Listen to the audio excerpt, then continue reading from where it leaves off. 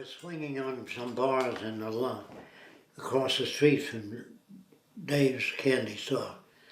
And the bar came out and I fell on the ground and split my lip.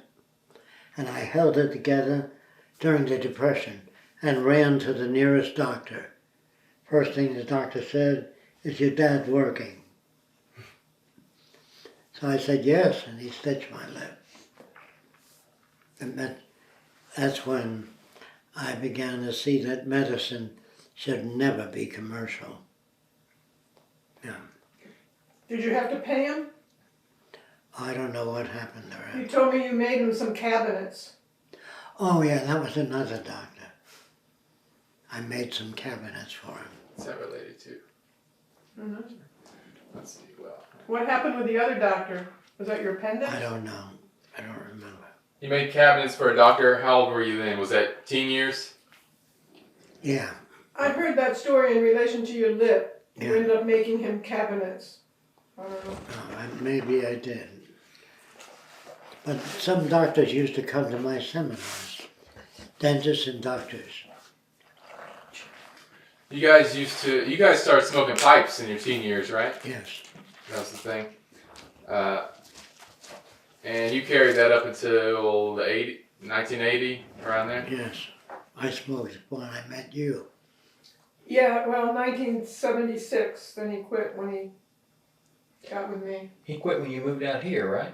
And before that. It was a sort of an intellectual thing to do back then, Yes. wasn't it? Yes. Yeah.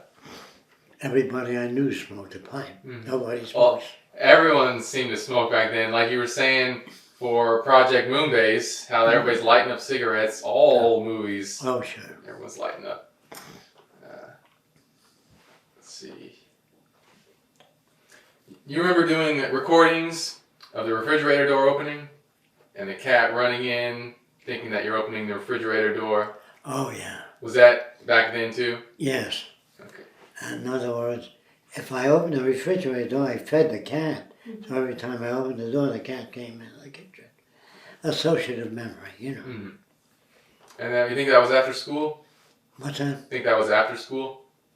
I really don't remember when that was. It did so many different things. And similar to Pavlov. Was that before you read Pavlov? No, Pavlov did his work when I was a child, I think. He did work on saliva and dogs, mainly, and conditioning. He made the word famous, but then people began to tear him apart. Watson followed Pavlov, and Watson was a bestseller, and then he was put down by the romantic psychologists, and same with Skinner. They hated his guts. And I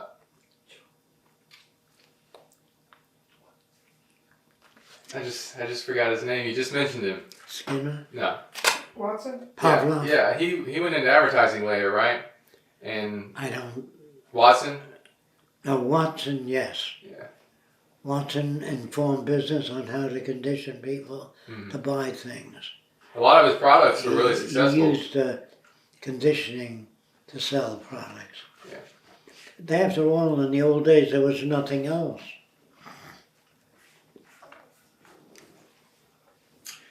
When you were 17, do you remember trying to build a robot of some sort? Yeah. What was that about? I tried to make a walking robot, and it kept falling over. So I asked myself, what is walking?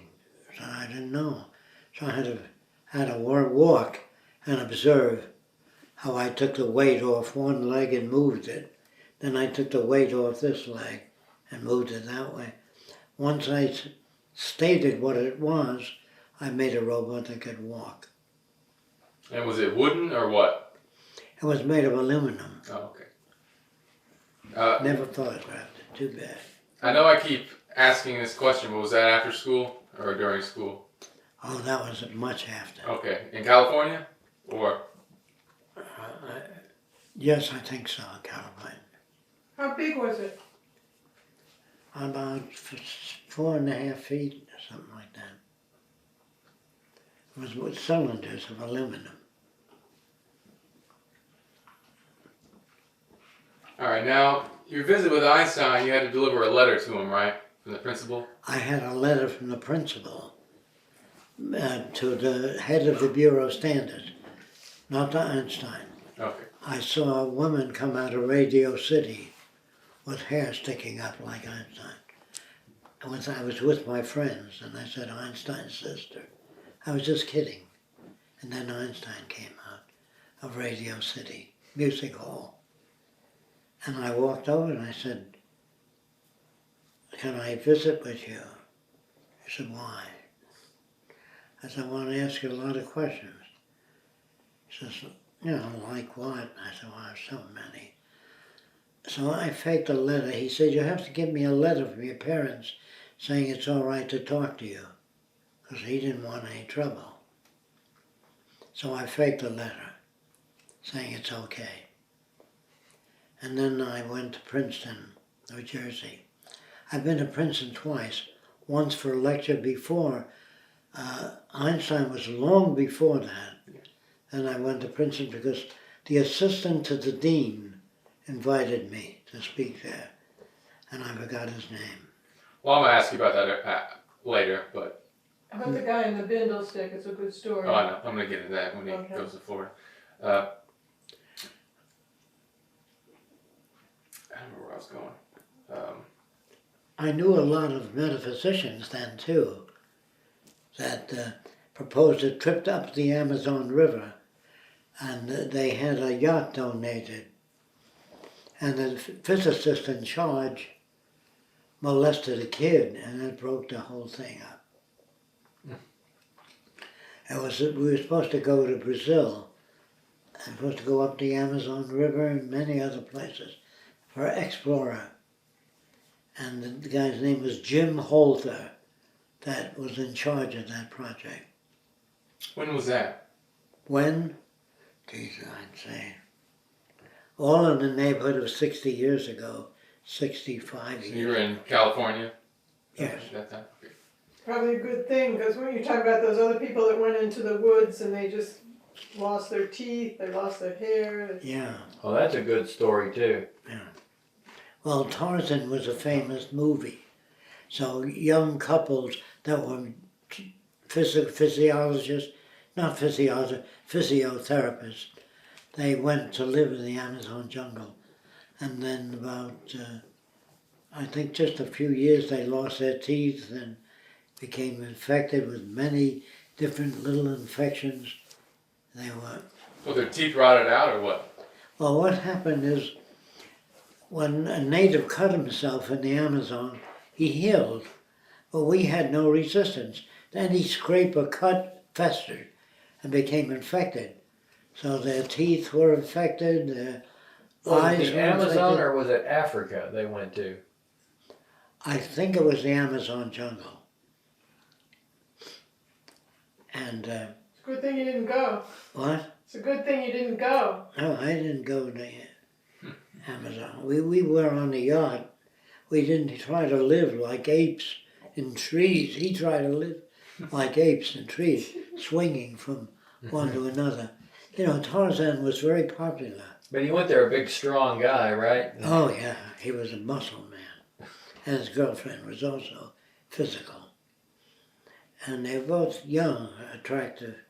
I'd say the guy was about 30 and the girl was about 24. And they were really very sick when they got back. I don't know whether they lived or not. How'd you know them? I read about them. I didn't know them. When you talked with Einstein, was that while you were in school? No, long after. Long after. You were in New York? I was in New York, living in New York, yes, Manhattan. And teen years? Hmm? Was that your teen years? Teens? Yeah. Yes, Okay. probably.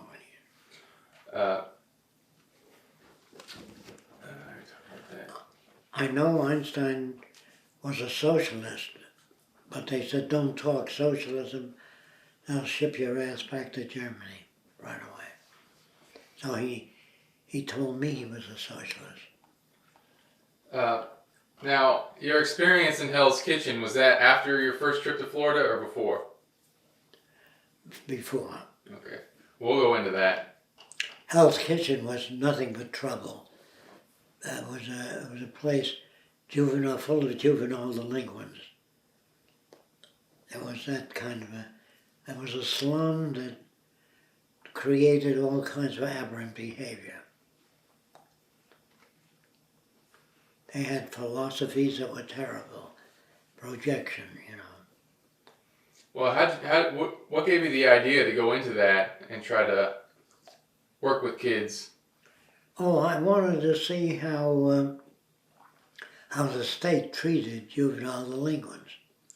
So I asked the guy whether I can watch because I'm interested in human behavior. And he said, no, we can't permit that. But then later I convinced him, and he let me sit in a room with a half-silvered mirror so I can see what he's doing. And then I made some suggestions. And I said, why don't you let me work with those kids so you can watch what I do?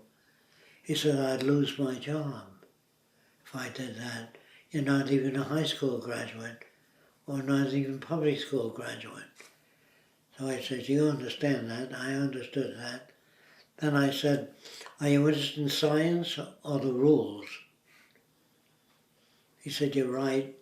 He says, I'll let you in on one session, but please don't talk to anybody about it. I said, I have no need to do that. So then the kids, he was working with this little kid he called John, and John, they used to make guns out of water pipe. Did you know that? You did? I think they did that in your day. Well, no, but I heard you talk about it before. They were called, Zip guns. yeah. Zip guns. And the police department gave him a gun that John made. And he put the gun on the table, and he said, did you make this? He says, I told him I made that at the police department. Why do you keep asking me that?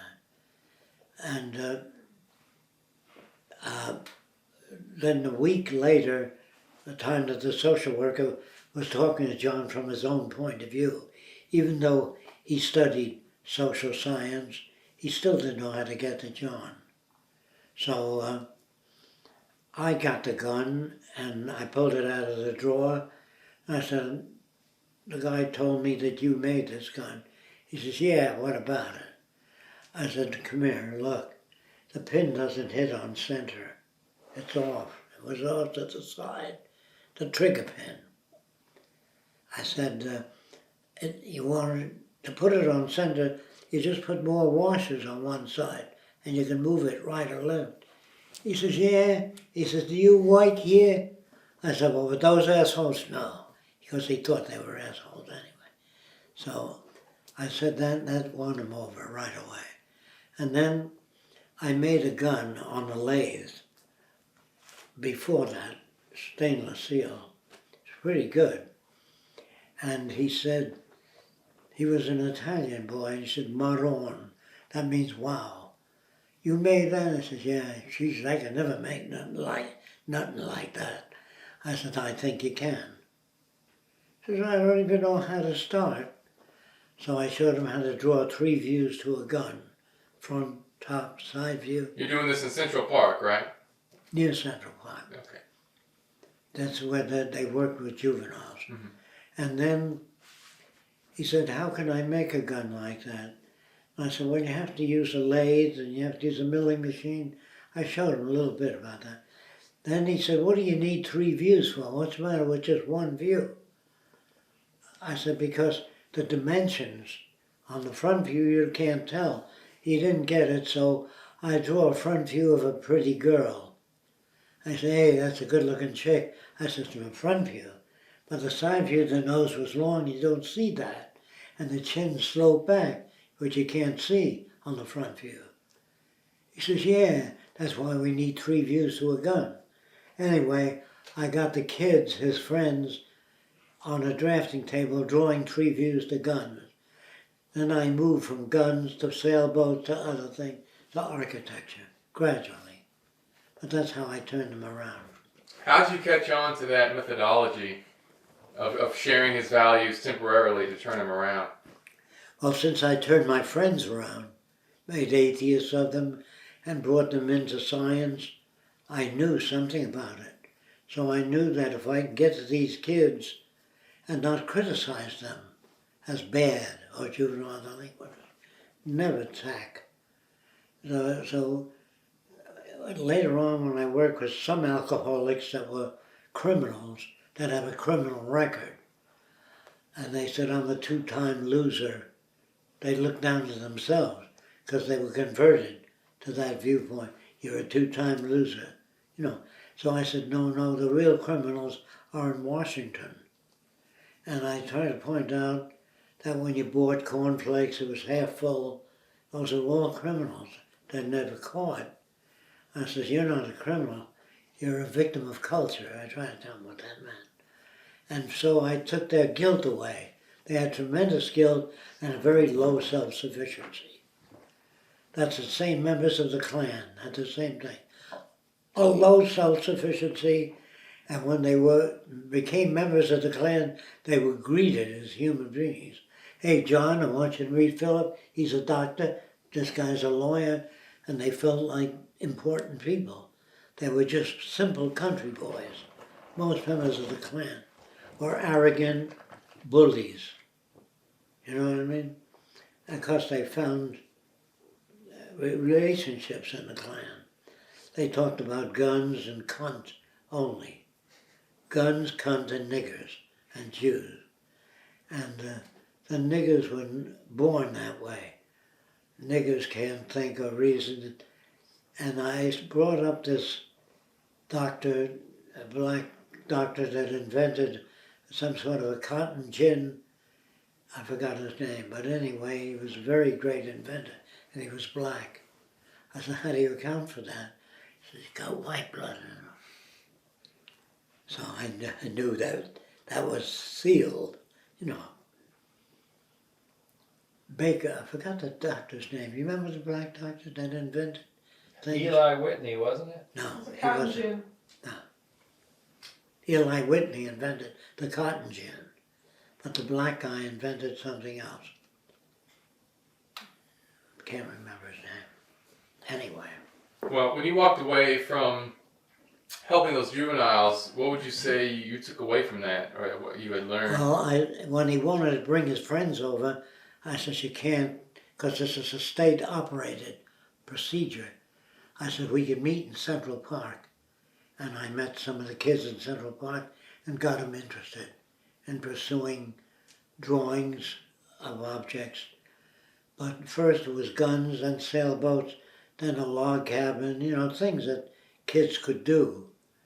And they became more interested in that, and I stuck in science as much as I could. And the kids always wanted to talk to me. They were about 14, 15, and 16-ish. And they got a lot out of the conversation. Then I worked on alcoholics using the same technique. First, taking away guilt for drinking and deserting their family. They felt I lost my wife and home and kids since I became addicted to alcohol, so they felt they were no good. And I had to convince them that they were perfectly good people, but the drugs that they took, the alcohol, changes your social system, and people calling you a drunken bum. You know, you never thought of your family and all. They had such a low opinion of themselves, they drank, always. And then I gave them a much higher opinion of themselves. And I showed them how war pilots drank a lot, you know, and many people, famous people drank. But because the reason you drink is because you get uptight, and when you drink you feel relaxed. So I said, you have to practice saying things to your wife that you wouldn't say ordinarily. Like, I want you to do a blowjob, or whatever it is. They couldn't do that, so they were always uptight. And I met a guy named Smiley. Remember that story? Did you ever hear him? I don't think so. He was one of Al Capone's men. And he came to see me because I was practicing psychology then. And I was He came to see me. I said, what is it that you want from me? He says, well, I want to know whether I'm mentally ill or not. He didn't put it that nicely. So I said, well, what makes you think you're ill? He said, I got a Rolls Royce, 2 of them, white and 1 silver, and I like to drive it around Niggertown. Come back and around, watch those boogies looking at me in that car. He says, why do I keep doing that? He says, I don't need to do that. I says, because you're that kid looking at the guy driving a Rolls Royce. Boy, if I had the whole world would respect me and look up to me. He says, yeah. He got the message. So anyway, after he got the message, I talked to him a little bit about conditioning, how he got to be conditioned. And he says, after 4 or 5 sessions, he says, I'm losing all my friends, Jacque. I can't talk to them no more. I said, that's part of this. Either you have to train your friends to think differently, or you lose them. That's when I became very aware of that. That if you don't work on people, you go back into the world, you get sucked in little by little again. Same routines. And I changed Smiley. I don't know whatever happened to him. After 5 or 6 sessions maybe, he went back into the world, but he didn't have to drive his Rolls Royce around to impress anybody. He drove it because he liked the Rolls Royce. He says it worked well, it lasted longer than other cars, and the parts were better finished. And I told him what to look for, not to drive a Rolls Royce because it cost $21,000. That's what it cost in the old days. I don't know what they cost today. I think the average car may cost, or a very Mercedes may cost that much today. But a Rolls Royce was that you made it if you had a Rolls Royce. And he always wore new clothing. And because in the old days he wore rags as a kid. He was impoverished. And so you never make anything of yourself. He said, I got all the goils now. That's why he spoke. Got all the goils, that Rolls Royce. He said, you'd be surprised. I said, no, I'm not surprised. But I knew where he was at. He was like a low-grade kid trying to impress people. When I got rid of that, I tried to get him to read books, like Watson in the old days, And he took to it. And he no longer had this low self-sufficiency. He thought better than most people. Didn't he say something like, didn't you say to him, if you didn't have money, they wouldn't come to your parties? Oh yeah. He said he used to tell me when he first came, he'd throw oils and whores and all that, and all his friends would come. I said, they weren't your friends. Tell them you lost your boat and your money and see what happens. Anyway, I was very direct with him. I noticed that psychiatrists would have a guy lie back on the couch while he was talking. They'd make notes. And the guy on the couch would wonder, what the hell is he writing? Am I crazy or what? So never do that when you work on a person. Never make notes like you're observing some nut or malformed person. So you were aware of conditioning pretty early, right? Oh yeah, long before I've read of Pavlov. I didn't have a word for it. I just said that person behaves differently than the other person because he comes from a different country. Yeah, you could see all the different cultures Yes, in Brooklyn. sure. You don't need to. I had to invent my own words because I had no word. I didn't study psychology, so we invented words in the gang and we talked about things. Now that with, what was his name? The gangster? Smiley. Yes, the Smiley and your work in... I don't know if that was his real name, Yeah. but they called him Smiley. Well, you working on him and also working on the Alcoholics. That was still in Brooklyn, right? Yes. And after school? Oh, this is well after Yeah, school. so probably soon before you left to California. Yes. It was in California. No, Smiley was this in in California. Florida, Smiley? at the yacht basin, when I had a boat. Smiley was? Yes. Okay. And now, the alcoholics, were they in California or Brooklyn? I think they were in Florida, Miami. Alcoholics. What do you call that group? 105. Are you talking about, Lucy and Charlie, Lucy and Charlie? Oh, okay. and Harry Bame and all those guys Oh, yeah. were alcoholics. Yeah. Did They any were of them go addicted. back to drinking? None of them went back to drinking. Because I gave them a sense of self-worth. You know what that Long means? answer.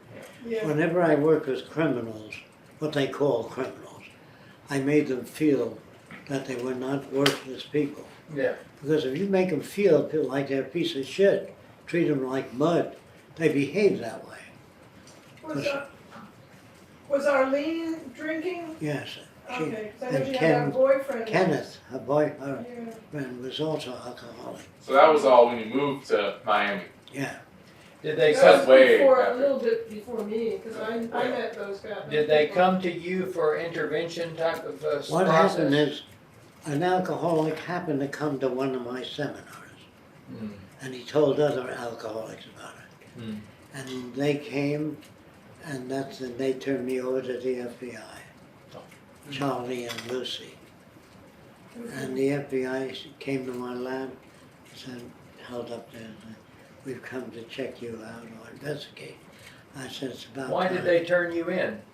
They said I was a communist. You are, aren't you?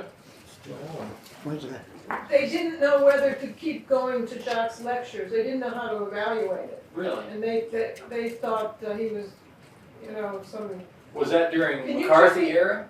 No. Yes, it was Oh, around wow. that time. That- So also no Can you wonder. turn the air on? Did you feel? Yeah, I'll turn it off. Did you feel that was in line with the times at that time? You expected Yeah. to be. Well, I Approached expected to at be some picked point. up much sooner. But I'm amazed that I got away with all these years not being turned in. Wasn't Charlie and Lucy later? Because I met Charlie and With Lucy. Charlie and I was in Lucy. the 70s. In the early days when they first came. Did you know them 20 years before me? That's hard to know, I Probably. guess. Yeah. You got a letter from the CIA Oh, I in your did? stack. You know what that was about? You What remember? did it say? I don't remember. I didn't read all the way through it yet, but it said something about thank you for your information or something like that. Was it about the aircraft? The Fresnoing the aircraft? The stealth bomber? It wasn't specific. All I remember reading, it was a lot there, but it's just, a couple paragraphs. But all I remember was just thank you for your information. And, well, all right. Anyway, all right. Well, that's I don't remember that. You had called when they were doing the stealth airplane. I don't really know whether it was a bomber or not. But when they were doing the stealth, you called them and told them they were having trouble with radar picking it up, and you called them and told them how to get rid of the radar by the different facets. Oh, yes. And they was going, well, we tried that or something, But anyway, But then they ended up doing it that way. but that's all right. I don't. Next question. all right. Going I on don't to remember that. your first trip to Florida. I think you might have already. I described- hitchhiked the first time. The second time I came with the policeman and the con man that ate the stuff in the store, But the second time I hitchhiked and I was walking down the road and I saw an old man carry a bindle. You know what a bindle stiff is? Guy with all his worldly goods in a sack, a cover. He was shuffling very slowly. And it was dark, and I said, "Sir," I tried to get his attention. I said, "Sir, I'd like to help you carry that," And he didn't respond, but then later I spoke a little louder, and he turned around and he had acromegalia. That's elephant man disease. I believe it was acromegalia. His face was all distorted, and he was poverty-stricken by his clothing. And as a kid, I was scared when he turned around because I never saw anything like that. Anyway, when I got into Savannah, I was hitchhiking to Florida. When I got into Savannah, Georgia, I went to Oh, I met a kid on the road, my age, around 14 at that time. And the kid joined up with me, we were hitchhiking together. And somebody drove up in a nice car. I imagined he was a gangster, I didn't know. And he said, would any of you kids like to make a buck? So this kid that I was with says, yeah, I would like to make a buck. He says, tell my girlfriend I can't see her this Saturday. So you give her this note. You know that story? And there was a theater across the way, and his girlfriend was sold the tickets in the office. And he handed her the envelope, and she screamed. And the police came.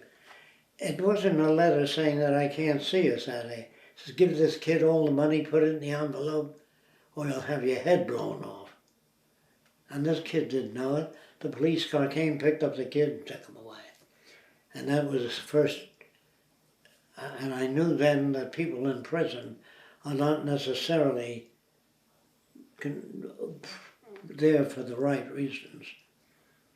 You don't remember his name by chance, do you? No, I wouldn't know. Just a brief encounter. I wish I knew it. And getting back to the guy in the bindle stick. Oh, yeah. I went to the police department and I said, I have no place to sleep. Can I sleep in prison? They said, only if we photograph you. Make sure you're not wanted for anything. I said, sure, go ahead. I never did anything like the police would be after me for. Anyway, they photographed me and all that, and they put me in this cell. They locked me in it with a dull red light. And the bed was so filthy, I sat on the corner floor, and I heard moaning in the next cell. So I tried to look in there. It was this guy with acromegalia. They picked him up as a vagrant. I said, so I banged on the bars to try to get the trustee. You know what that is? And the trustee said, what do you want? You know, I said, the guy belongs in a hospital, not prison. He says, he's a no good bum. You know, and I saw, gee, these people have no soul. They have no caring. They have no sign of being human. I mean, the people in the police department, they just followed routines, you know.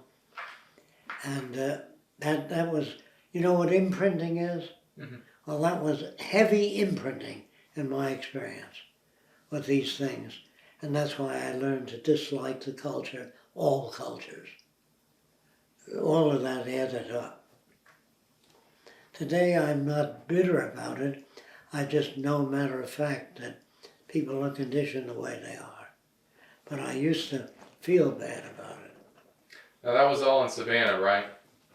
That was in Savannah, that Savannah, Georgia. acromegalia guy. Was the robbery also in Savannah or along the way? Yeah, it was along the way. Okay. How about The the, kid didn't rob anything, he just handed the cashier a note. He didn't know what was in the envelope. Was that before your time in jail or after? Probably before. Okay.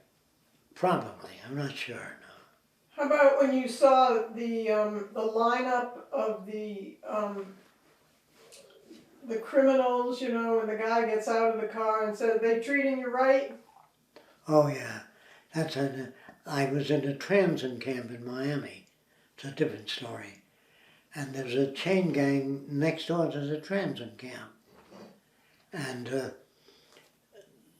was something about an inspection of the transit camp, of the prison.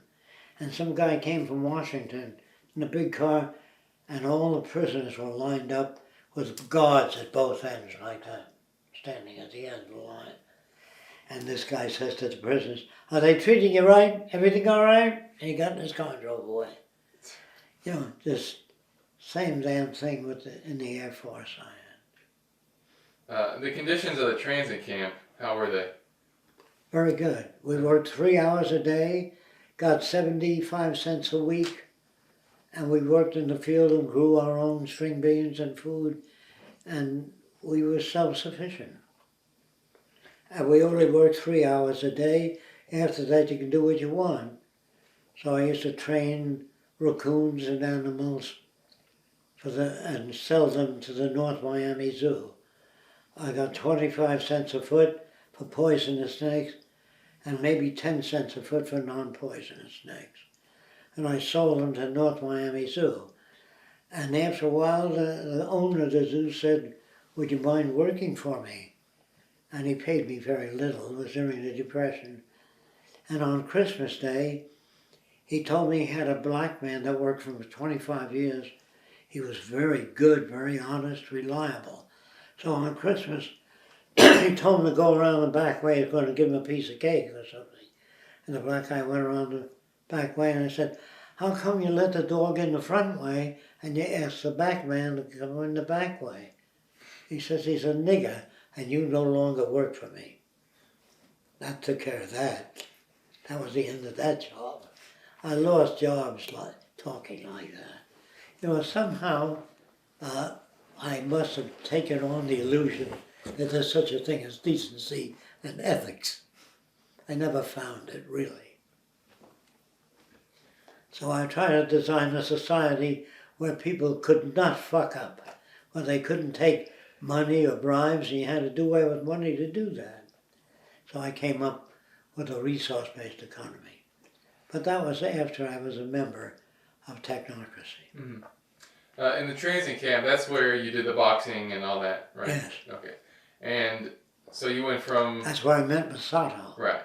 So you went from Savannah, Georgia, down to Florida? Yes. And then came across that camp? Yes. It was fun.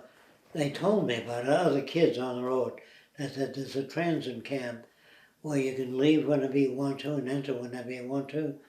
And they gave you food, good healthy food, and they had a gym, you can do exercise, and you worked on the farm for just a few hours a day. And I liked it. Sounds good. So do you think it was the economic conditions that made such young kids feel comfortable going out in the world like that? Well, they couldn't stay with their parents. They lost their homes. Mm-hmm. And the parents were sleeping in empty lots. So the kids were just a burden, so they just left. And they were called with newspapers wild boys of the road. They weren't wild boys. Well, you think it might have contributed to your, your independence early on? Not creating only that independence early but on. a lot of people were adults on freight trains too. Yeah. And they fall asleep on top of the train, and at night when the train went around the bend, they fall off the train, they were killed. So we used to bury them, you know. They had no funeral, no, we buried them in any empty lot. And all the hobos were good people. They were not hobos like you hear from normal people. They were just people that couldn't make it in this system. And they helped me dig the grave and just buried the guy. They had no indications, no wallet, no money, and they shared what they had. They got some empty cans from a dump and washed them out, and they said, "Do you want coffee, kid?" And they'd go into a store and do some work and get some coffee and make coffee for everybody. They shared what they had, and that was nothing. And the Grapes of Wrath was very near the conditions I lived under. Did you ever see the film, The Grapes of Wrath? Can you get it on the internet? Yeah. That's good. It's a Good great, watches. it was a Yeah, good something like film. Dad's favorite. It was very accurate. They even had transit camps in there. What I was going to say was, do you think that early independence sort of contributed to what people tend to call courage for you in life? Well, That other people might have been more hesitant to go out and... No, the sheer idea of turning out a lot of engineers and problem solvers meant to me that everybody in the world could be far better off than they are today. That making businessmen doesn't add to the world's knowledge. It just is a drag on people, and it distorts their views of other humans. You know, I looked at it more objectively than being a nice guy. But I was troubled by the mistreatment of people, prisoners particularly.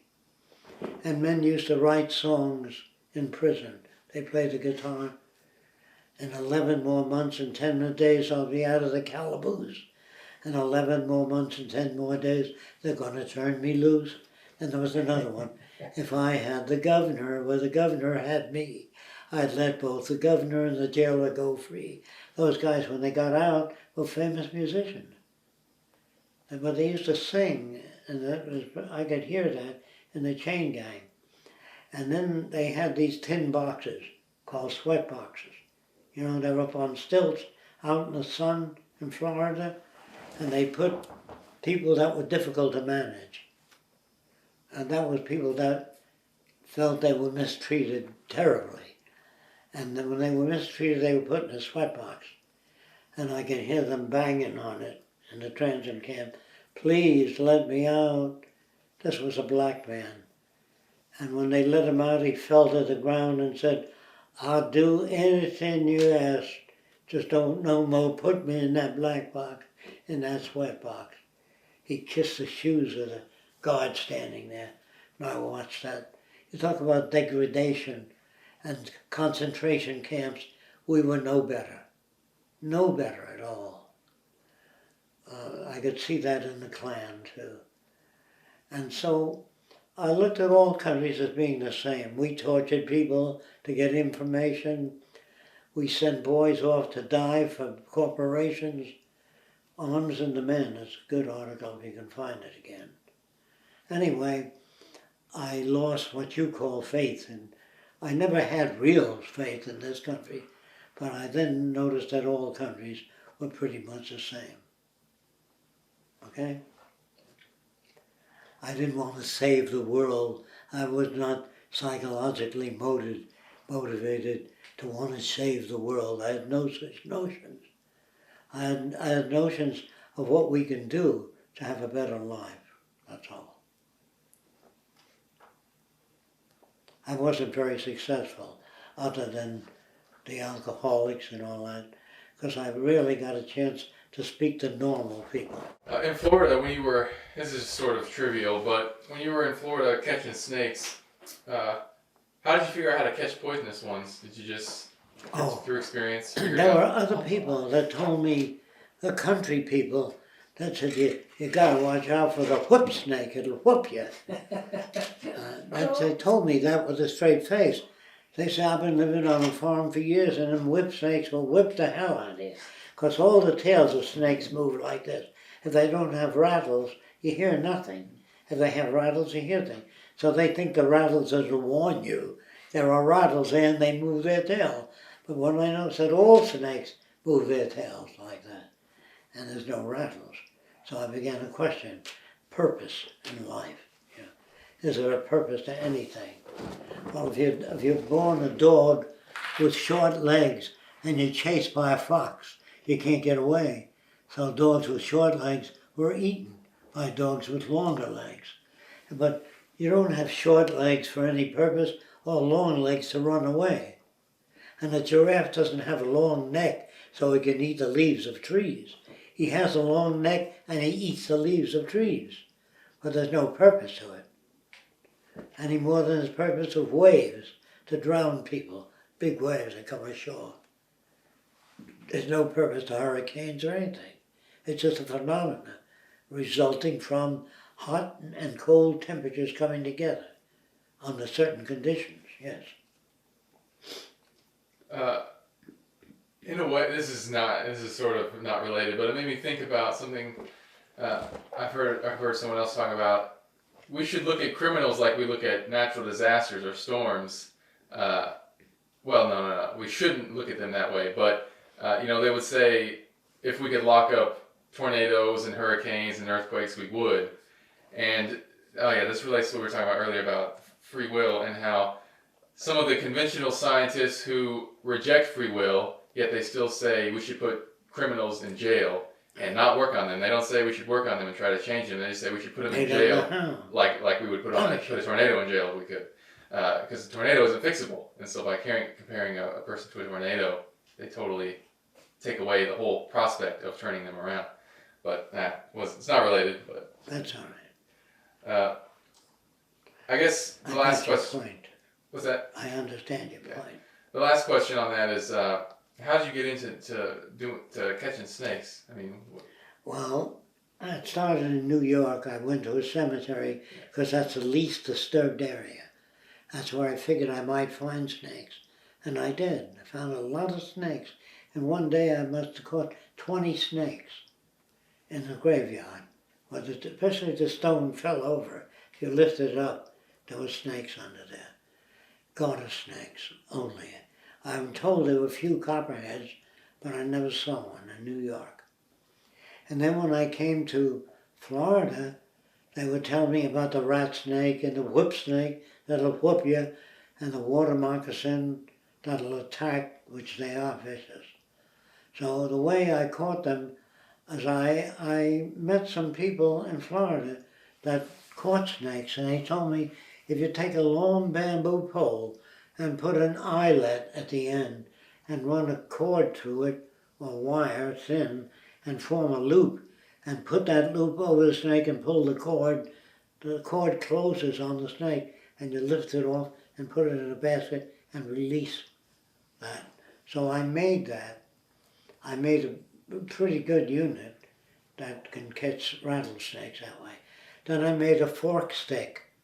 It's a stick with a fork on it, and you put it over the snake like that, near the head, and you grab the top of the head and the bottom of the jaw, if it was poisonous. And then you drop them in a basket with tail first, in a bag. You push them in there, let go, and then you close the top, which is closed with a string, like a tobacco pouch. And every time I caught I didn't catch too many poisonous snakes, but I was told that rattlesnakes stay away from water, and I caught most of my rattlesnakes in the water. So every book written on things are not always accurate.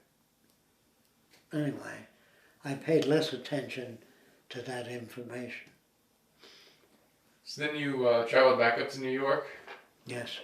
and you had your experiences there, and then you set out to LA. The Arabs were in New York. Oh, okay. And you went back into that, the I flat went earth back era. to Florida too. And then when I noticed the Germans tooling up for war, that was in all the newspapers, we'd be at war within 4 or 5 years. So I got my friends together and says, let's all meet in the South Seas somewhere and then come back after the war if we can. Because I didn't want them killed off in a war. And some of them I said, taught them how to keep out of the army, swish a little bit, or say you're gay, that it would bother you to sleep in the barracks and watch men take showers. And some of them avoided that. That's Joe Hazen. He was another guy, and he was never drafted because he put on the feminine front. It isn't that they were cowards, they didn't believe in the war. It didn't make sense to them. I don't know if he's still alive. I don't know. He was just a fringe friend. He wasn't one of the boys. So when did you deal with the Arab flat earth? Oh, I mean the Flat Earth group? Yeah. Around 17 or 18, somewhere around. So was that after you came back from Florida? From Florida, yes. And then you dealt with that? Yeah. And then you went off to LA, which we can move into that now. Did you go over the flat earth on the camera? No. Well, I mean, I guess I should go to find the questions I have for it. All of those experiences were cumulative and they changed me. They were good experiences. I wouldn't pass them up for anything because that's the way I learned about things, by physically encountering sweatboxes, chain gangs. And the head of the transit camp was a psychologist, unemployed. So they gave him a job managing the camp. And it was him that I said, can I do animal experiments in the camp? I didn't want to be convicted of anything. He said, what kind of experiments? And I told him. He said, I have a Bolex camera you can use if you want to photograph it. So after several months, I began to photograph. I was ready to photograph the immaculate pig. And I thought that would make a great thing for any television station, you know. But I was not a salesperson. I couldn't. I know if they saw it, every institute would run that Immaculate Pig. And too bad the film dried into crisp, and once you bend it, it cracked. You know, I didn't know about preserving 16 millimeter Bolex. You know what a Bolex is? It was a certain type of movie camera that was poor folks' movie camera. It wasn't a heavy Hollywood type camera. But I learned to work that well, took good care of it. And the psychologist's name was Holt. I don't remember his first name. I think it was John Holt. I don't think he'd be alive because he was like 40 years old when I was 14 or 15. So he wouldn't be alive today. Too bad. Yeah, I mean, I didn't really have any questions for the flat Earth era. Everybody I know is dead. All my friends are dead. But yeah, no, I mean the old days that I grew up with. Except for Eli. Eli?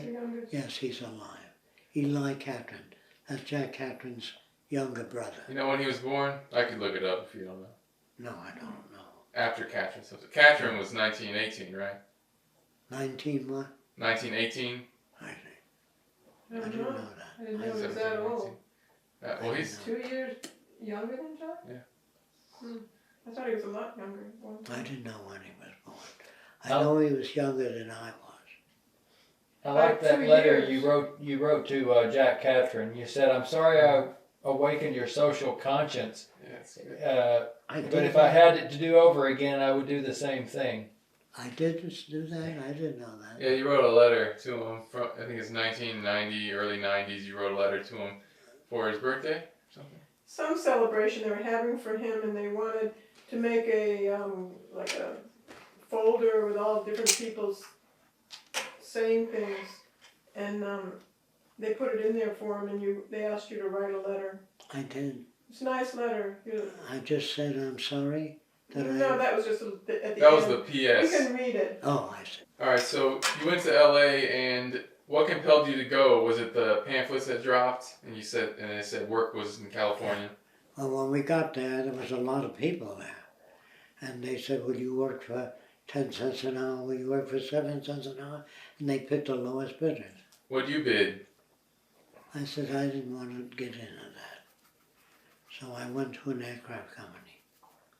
And that was Douglas? Northrop Division Okay. of Douglas. And In El Segundo, California. That's where it was. did you hitchhike to LA? What? Did you hitchhike to LA? Did you hitchhike to LA? Yes. Okay. The first time, yes. And anything along the way that changed your views? Well, I stopped at hobo camps and, Yeah, and they gave me the coffee lady. and shared some values with them. But then went on to LA. And it was El Segundo where I lived. And then later, I looked for a house because I wanted to bring all the boys out to California and get them a job in the aircraft factory. I had a lot of influence with the guy that hired me. So they all got jobs.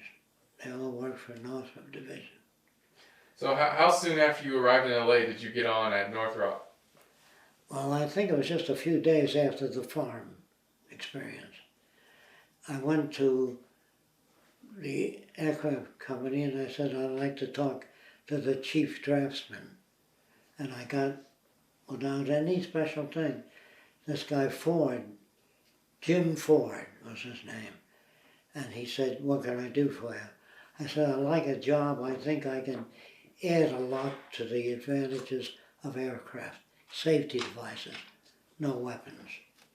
And he said, oh, do you have any training? I said, no. Are you a high school graduate, college graduate? No. He said, we can't hire you. I showed him my drawings. He said, you're hired. I said, what do you want me to do? Just think up new things for airplanes. Do nothing but that. So I suggested that he let me walk through the plant first and see how they do things, so I won't reinvent things.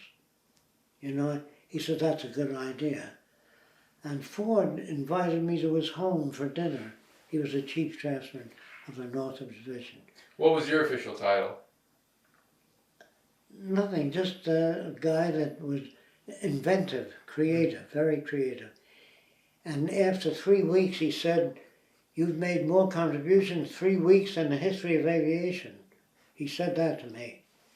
And he had a lot of my drawings, which I was working on. Because I said, what kind of problems do you have? He said, well, when big airplanes land, the tire wears out right away, hits the ground. So I said, well, if the wheels were turning when it landed, that wouldn't happen. So he said, how would you accomplish that? I put vanes, when the landing gear came down, in the middle of the wheel there were vanes that were turned by the wind. So the tires were turning, when it hit the ground, they cost over $10,000 a piece, those tires. And they didn't wear out. And then Ford said, Jacque, you know, everything you think of belongs to Northrop. You don't get reward or penalties or credits or anything. I said, that's okay. So I just made hundreds and hundreds of drawings and gave them to Ford. He says, and then it said, and now Northrop brings you, you know, and now General Electric brings you. We're out of tape. Okay.